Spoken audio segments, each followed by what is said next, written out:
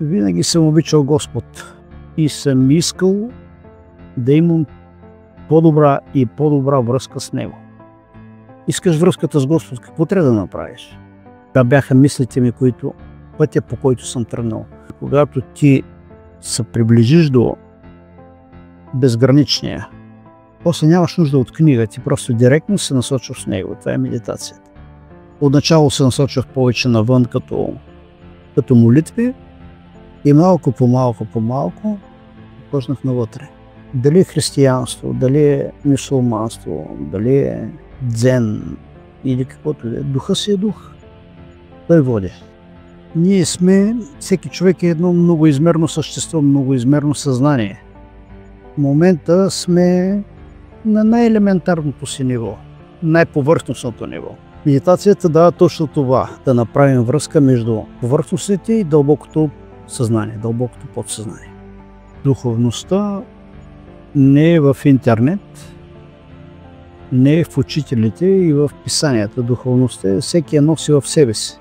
Да доведеш човека до себе си е най-доброто учение. В момента, в който човек се умее да се абстрахира от причините за стреса и се насочи в някоя от медитациите, които споменахме, стреса намалява рязко. Кръвното ще спадне и каже, че всички успешни хора медитират. Всички успешни хора. Защо? Така изчистват съзнанието си и така са по-работоспособни, по-успешни. Мой гост днес е Неделчо Димов, който от 40 години практикува различни форми на медитация. Той е основател на Фейсбук групата Дзен, която има над 150 хиляди члена и последователи. Неделчо, предлагам да си говорим на ти, тъй като се познаваме. Естествено. Би ли казал, всъщност в интернет пише, че Дзен е школа в будизма, която цели директно просветление посредством медитация. Първо, това така ли е? Какво е твоето виждане, твоето разбиране и как би го обяснил на човек, който никога не е практикувал медитация? Сигурно е така, щом го описват по този начин, аз мога да го кажа по моя начин. Моя начин дзен е пътя към себе си. Медитация, да, но само медитация в осигурени подходящи условия няма да свърши работа. Медитация във всеки момент от живота. Това е истинската дзен практика. Тоест и философия, не е просто да се медитира 5, 10, 15 минути всеки ден. 15 минути е хубаво да се медитира като за даване на тон за песен, все едно. Ако иска човек да не пее фалшиво, някой, който умее, дава тон за песен. Ако медитираме качествено сутринта и после тази медитация пренесем в ежедневието, ще пеем вярно. Какво всъщност ни дава медитацията? Защо е хубаво да се медитира? Да го обясним наистина на достъпен език за хора, които даже не са практикували и някои от тях и не са чували какво представлява на физическо ниво, на психическо ниво. Да. Сега да не се пускам големи подробности, нека да бъда по-ясен. Човек поначало е себе си. Единствено в моментите на изкушение, на заблуда, на илюзия, тогава е с помътнен ум. Медитацията дава възможност или води към постоянната проява на себе си. Себе си ако можем да го кажем така малко по-широко, ние сме, всеки човек е едно многоизмерно същество, многоизмерно съзнание. В момента сме на най-елементарното си ниво, най-повърхностното ниво. Колкото по-надълбоко слизаме в подсъзнанието, толкова по-сме обхватни, толкова по-сме свързани с същността на нещата. Медитацията дава точно това, да се свържем т.е. да направим връзка между повърхностните и дълбокото съзнание, дълбокото подсъзнание. Това е вече на по-дълбоко ниво, ми се струва. Да, по-дълбоко ниво. Т.е. всяко начало се тръгва от първата стъпка, нали? Малко по малко, постепенно.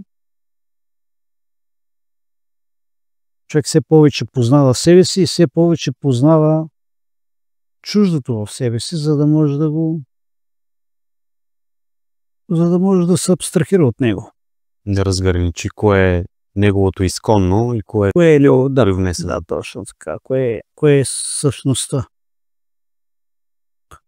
Общо взето това е. А във физически план, понеже всеки, който е практикувал, може да потвърди, че има изключително ползотворно влияние. Има двигателна медитация, която е, нали, седящата медитация е връзка на ума с дълбоката си същност. Двигателната медитация е връзка на тялото с дълбоката същност. Тоест, ако ума, влизайки във връзка с дълбоката същност, придобива свойствата, характера на дълбоката същност, нали, изчиства се, двигателната медитация придобива единство на движенията на тялото, на физически план, единство с вътрешната същност. Значи ума е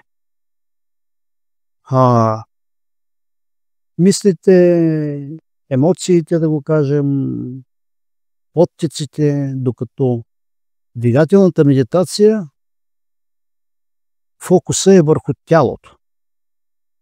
Естествено, едното влияе на другото, дори на двигателната медитация влияе и на мислите, и на емоциите, но фокуса е върху тялото, върху физическото тяло.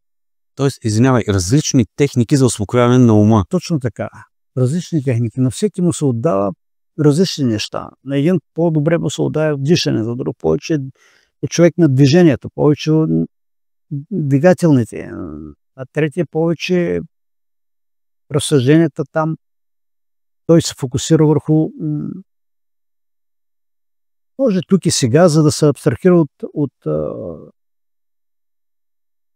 понеже само исках да кажа нещо, моят въпрос се въртеше около интуицията и това, че когато човек успокои съзнанието си, поне такава информация е достигнала до мен, че се засилва. Ще дам конкретен пример. Един Ричард Брансън, той е милиардер, има стотици фирми, праща в момента и се опитва да изстрелва хора и в космоса, но в неговата книга пише, че някои от добрите му идеи в живота са се родили, докато се е успокоил, отпуснал се, нали, той не говори, не казва медитация, казва седя си във ваната, просто е така съм се отпуснал и е родил идеи, които са му докарали милиони. Това говорим за бизнесмен. Казвам учен, примерно мисля, че беше Тесла. Той е седял в подобен стол с едно метално топче в ръката и се е опитвал да, отпускайки се е опитвал да постигне състояние между будност и заспало състояние. Когато заспи, топчето пада на земята и се събужда, но в този промеждутък между будно и заспало състояние, т.е. ума, в който е в пълен покой, той така твърди, че са се зараждали неговите най-гениални идеи. Та, може би и в тази насока се опитам да насоча разговора към медитацията, че изчиствайки ума и спадайки в един вътрешен покой, човек наистина може да получи едни проникновения, които за него самия са ценни. Точно така, да. И според това, което ти ми каза, това идва от духа, от същината, от вътрешният аз на човека. Не нещо, което е внушено отвън или от външен шум. Внушение, външния шум са повърхностни нива. Когато ти дълго време нещо ти доминира, настоява ти в главата и ти не взимаш участие в него, то отмира. Остава само чистото съзнание. Чистото съзнание е интуицията. Да. Ти всъщност, казахме, от 40 години практикуваш медитация. Това означава, че още по соц време тогава и трябва да кажем, че всъщност ти сам си започна да откриваш практиките. Ще разкажеш ли малко повече за твоя път? Защо започна? Откъде се прояви интересът ти?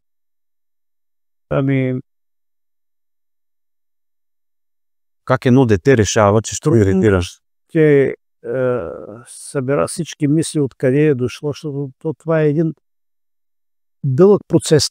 То започва от пубертета, от юношеството и малко по малко озрява, но винаги съм обичал Господ.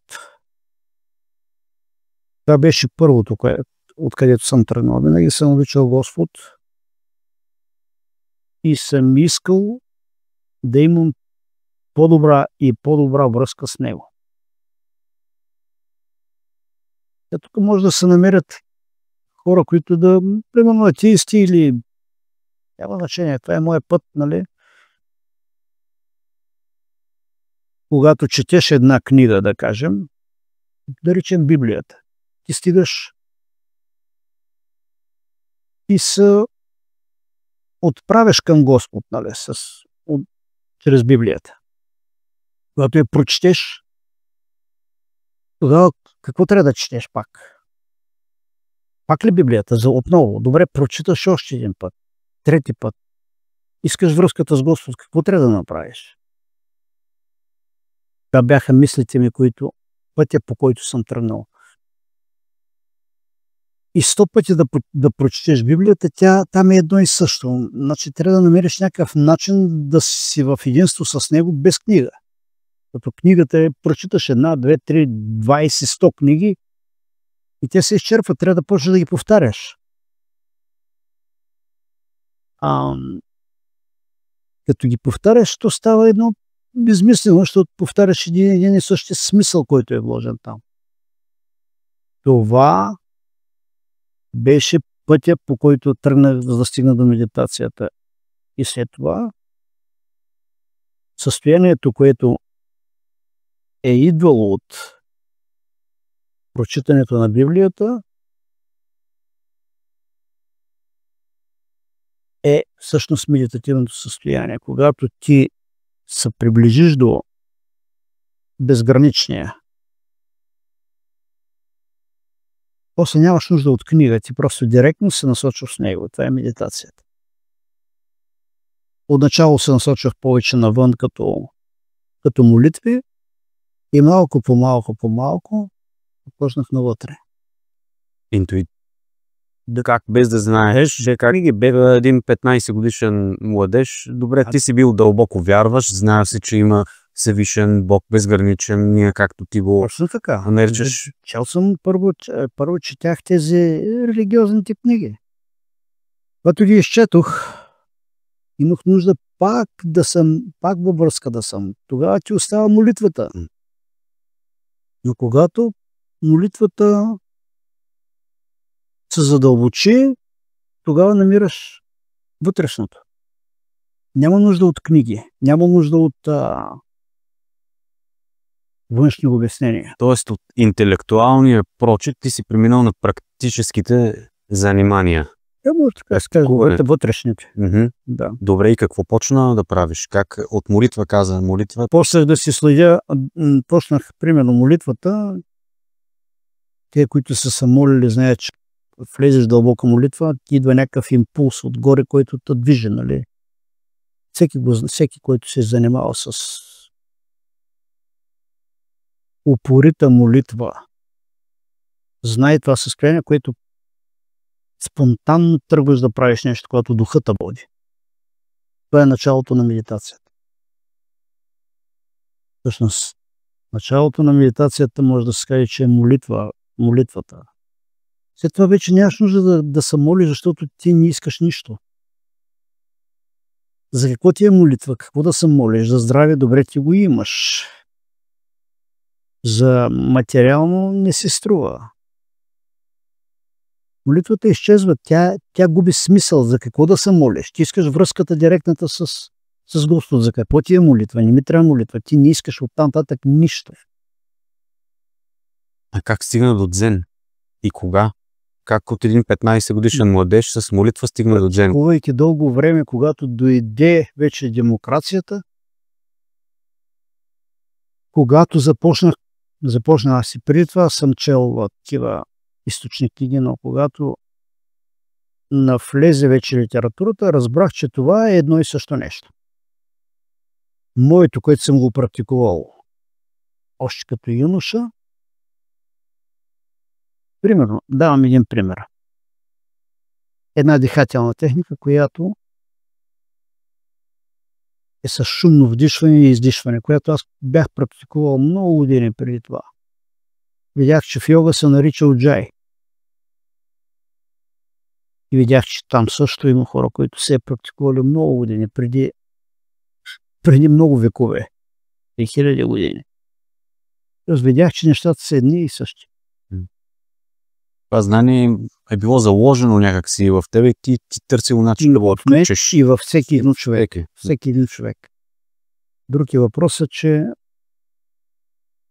пускайки се навън в различни други неща, човек много малко време му остава да е себе си, да се насочи навътре към себе си. Минал си и през учебнически. Да, ето този период, който беше книги, молитви, посвещение, той беше учебнически. Тогава бях на 20, там около 20 години. Годините. Към 20. 6 нещо такова. След това вече, когато ми се проясниха нещата, можех да съм учелник и без да се отделям от обществото. Всъщност, това бе и основната причина аз да потърся контакт с тебе, понеже предходното предаване на Знанието е сила беше посветено на исихазма. Сега ще обясним отново какво всъщност представлява исихазма. Това е монашески начин на живот в православието, където монахът,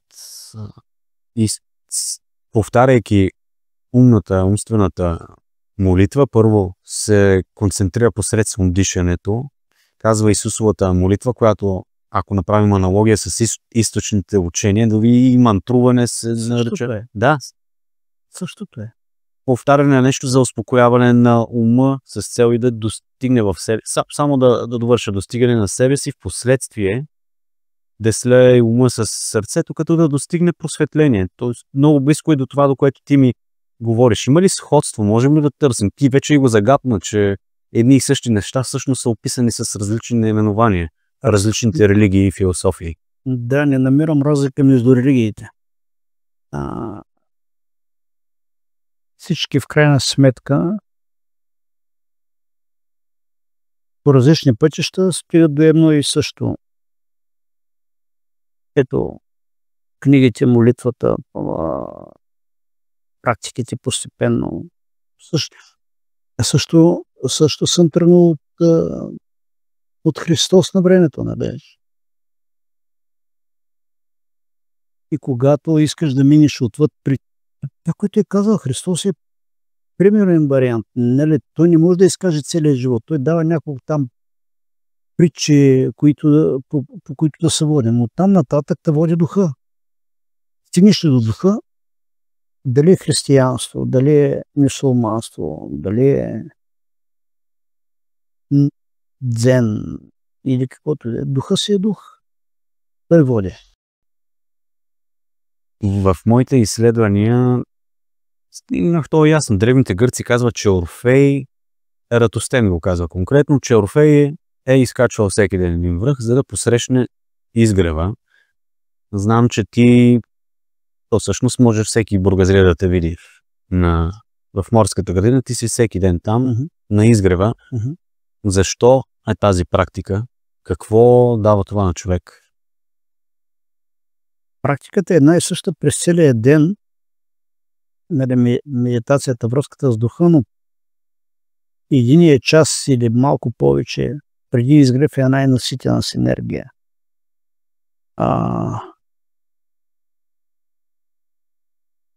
Енергията, която дава живот на деня.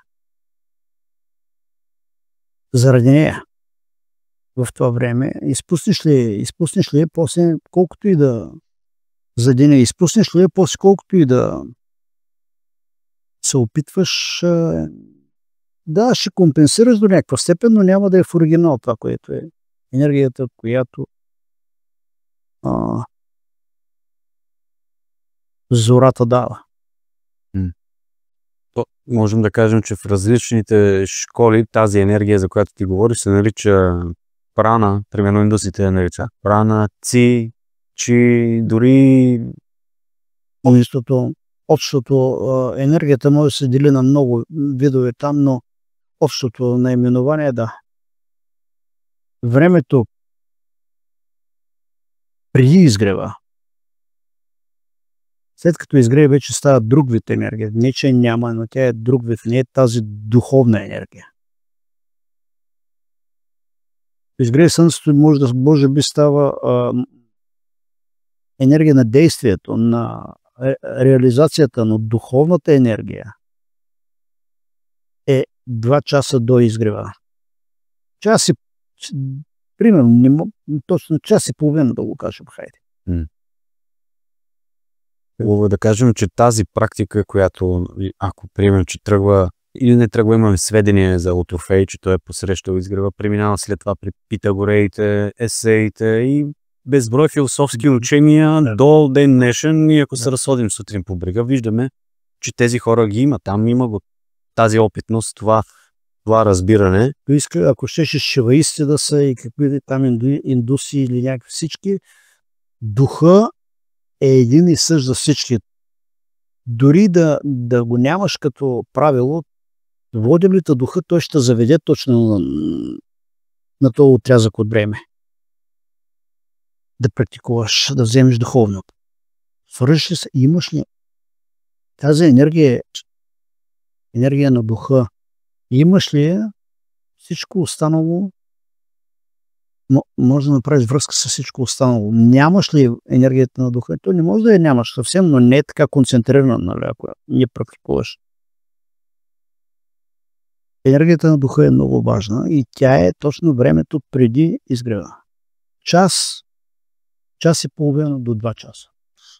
Добре, и какво? Примерно сега някой гледа това предаване, има общи понятия, даже не е медитирал никога.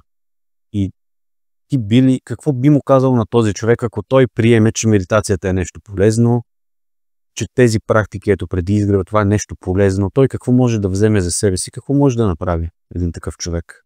Нещо базисно като практика, можеш ли да му кажеш? Мога да му кажа и сега, и в моя сайт, който може да изпишеш, също може, има буквар по медитация, съм го направил.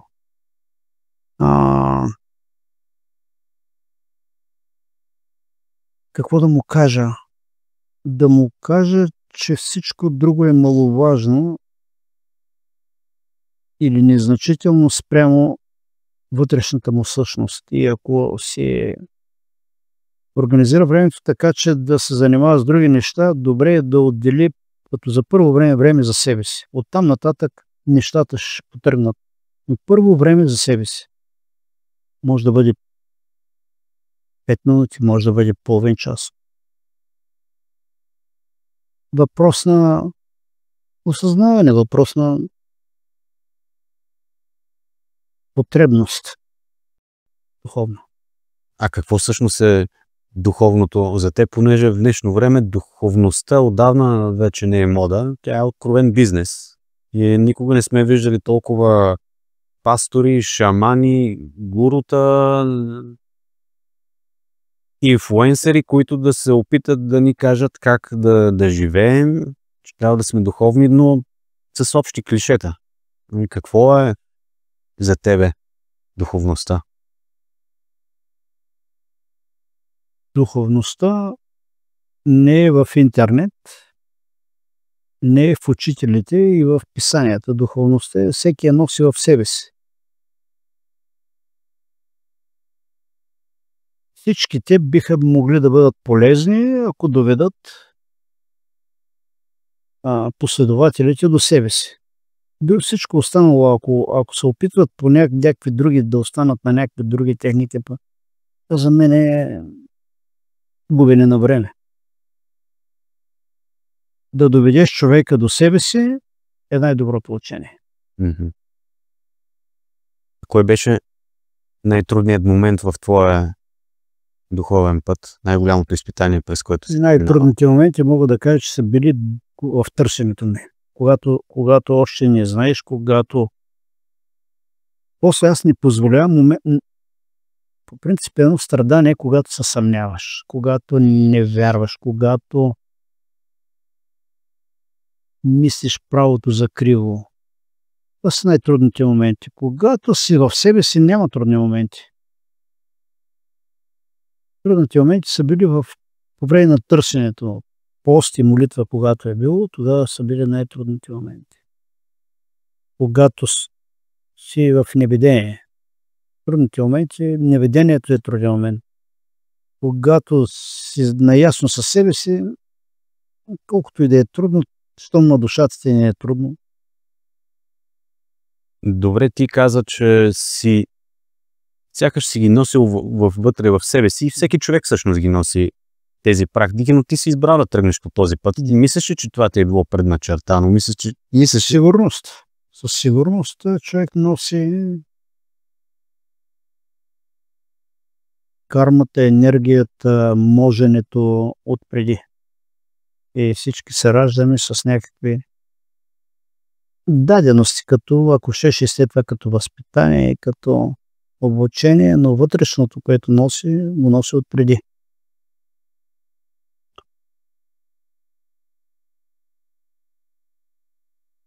Всеки от нас е така. Всеки, абсолютно всеки. Друг е въпросът, че не му се захваща с това. Хваща с някакви, примерно, бизнес или нещо. Така.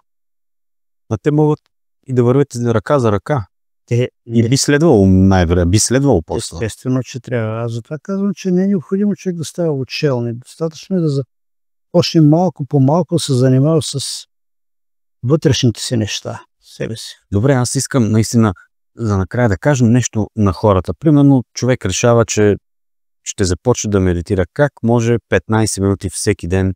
Какво да прави? Ето, затваря очи, започва как да диша, какво да прави, понеже ти спомена шумно или по-малко. Нужно ли да е медитация? Сега ще се опитам да... Нещо лесно. Нещо по-простичко. Най-просто и ефективно, предполагам, не може да няма. За един е просто лесно едно, за друг е лесно друго, но примерно какво може да направим? Осигуряваме си условия, като за начало тишина,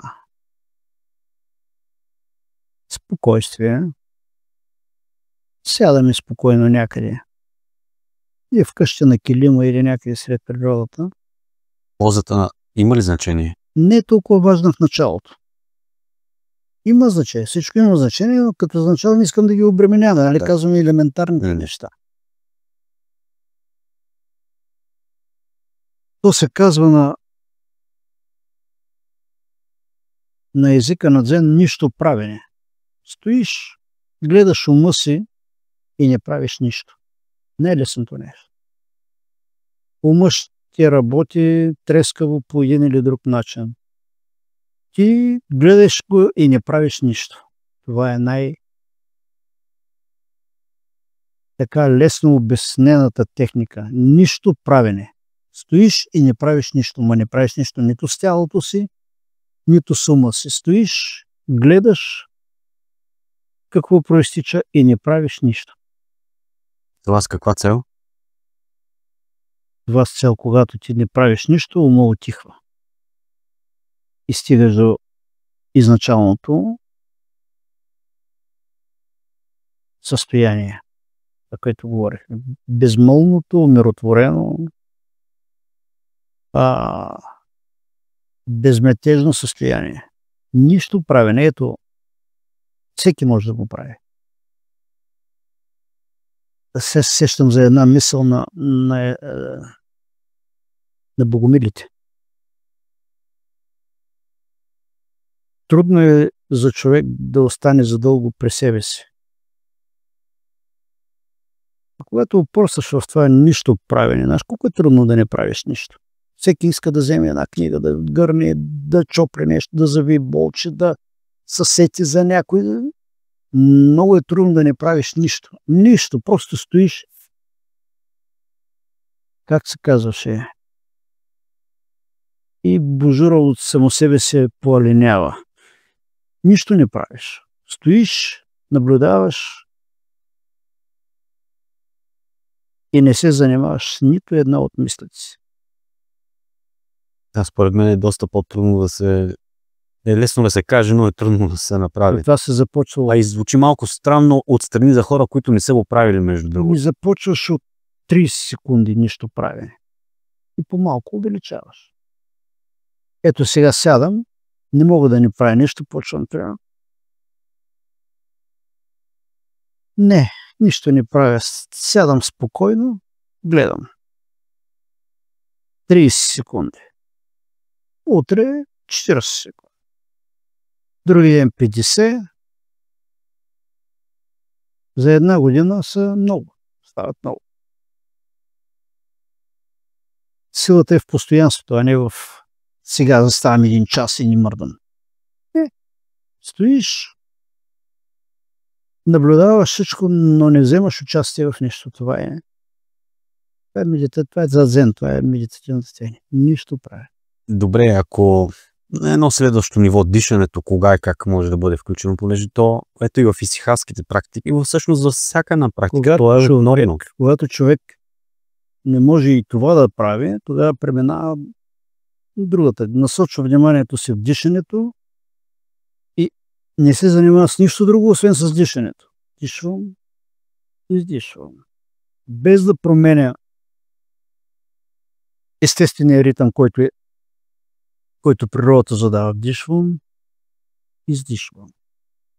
Дишвам, издишвам. Само това. Така не се ли занимаваш мислите, закотвиш ли се върху дишането, ума отихва. Отихва, става безмълвен и услужлив, без паразитни намеси, без стреса, без нищо друго, което го обременява. Вдишвам, издишвам. Идва спомен, не се занимавам с него. Дишвам, издишвам. Идва проекция бъдещ, не се занимавам с него. Дишвам, издишвам. Идва нещо от настоящето, някакъв случка, събитие, която актуално, която е занимателно. Не се занимавам. Дишвам, издишвам. Дишвам. Следя естествения ритъм на дишане вътре в мен. А другата. Другия начин. Или има хора на действието. Да ги споменахме в началото. Той не може да застане на едно място. Добре. И затова има вариант. Иска да ходи. Добре, ходи. Заби вниманието си в движението. Стъпка. Стъпвам с левия крак. Премествам тежестта. Протягам десния. Стъпвам на него. Премествам тежестта на десния. Вдигам левия. Протягам го напред. Стъпвам. Ето това е другата котва. Когато вътрешно си човек на действието, тогава, да речем, не може нито едното, нито Буда е казал на една жена, като го е питала, която му е казала, че не може да медитира, тя е казала, какво правиш? Казал ми, на много варианти на тая притча, тя вадя вода от кладенеца. Тогава се насочи в ръцете си. Вадиш. Нищо друго. Котвата. и се абстрахираш от всичко друго, което идва като импулси. Импулсите могат, подсъзнанието може да е всякакъв вид, всякакви варианти може да се абстрахираш. Можем ли да кажем, че на най-базовото повърхностно ниво ползите от тези вид практики са здравословни? Да. В момента, в който човек се умее да се абстрахира от причините за стреса и се насочи в някоя от медитациите, които споменахме, нали? В момента стреса намалява рязко. Защо? Защото ти пренасяш, ти си едно влизаш в друга среда. Независимо, че физически може да си в същата среда. Влезеш ли ментално влезеш ли в средата на покоя, на духа си, ти всъщност разтоварваш стреса. Най-елементарното е да не казвам всички ползи, които са, че и кръвното ще спадне. Кажи. Ма те са безбройни. Най-малкото тези емоции, които често човек се занимават умом, било то самосъжаление, било то чувство за вина, било то страх неистов от нещо да не се случи, било то мъст, да речем, някой го е обсебен. Всичко това изчезва и акодим, защото ти, насочвайки се в себе си, игнорираш, т.е. не даваш енергията си върху тези мисли, върху стреса, върху там, които извън. Не даваш енергията си там. Ти оставаш. Това са паразитни оттечки. Това са паразитни линии, които източват ума. Когато ти се закотвиш в себе си и ги лишаваш от енергията, те отмират. Умира стреса, умира чувство за вина, умира самосъжалението, умира страха, умират всички други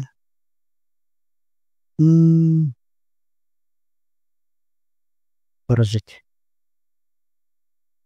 Умишлено те тласкам към тези практики, понеже идеята ми за това предаване е да бъдем полезни по някакъв начин за хората, не да се гледаме или някой да ни гледа, рейтинг и така нататък. Значи можем да кажем, че медитацията не е да избягаш от реалността, а на едно повърхностно ниво или не повърхностно, най-базово е начин за може и за самосъхранението. Ти каза за стреса. Колко хора днес са безкрайно стресирани. Бизнесмени, които в момента на 40-50 с този начин на живот, те няма да стигнат до 60. Няма да живеят, да. А това е един елементарен начин, който би коствал 10 минути от ежедневието им, за да си подобрят, айде да не е рязко, но до някаква степен, не, ти каза и за кръвно, за стрес, пулса, намаля. Определено. И го казвам само аз, То се е доказано вече. Отидеш в болницата, ще кажат много често, ще чуеш на нервна почва. От стрес, от прегряване, от прегаряне. Всичко това се коригира с медитация. Аз мога да кажа за един от най-успешните български бизнесмени, който много отдавна оперира на световните пазари, че неговия ден започва задължително с медитация и се опитва да обучи своите служители, т.е. съветва ги, той няма как да ги задължи, и техният ден да започне с медитация заради тях самите, и защото ще бъдат по-продуктивни последствия в това, което те правят. Аз мога да разширя това, което каза, и да кажа, че всички успешни хора медитират. Всички успешни хора. Ако ще хора милиардери, които всички те медитират. Защо? Така изчистват съзнанието си, и така са по-работоспособни, по-успешни. Всички. Това е истината. Добре, нека кажем, че това е най-базовото ниво, да си по-здрав, изчистваш съзнанието, а в последствие, ако решиш да задълбочиш, да достигнеш духа, това се следва именно степени. Това са етапи на това. Всеки има свое си призвание. Никой не е длъжен да е като мен или пък каза съм като някой друг. Всеки е като себе си. просто може да заимства тази полезна част от където я има. Делчо, благодаря ти много тогава за този разговор. Винаги добре дошъл.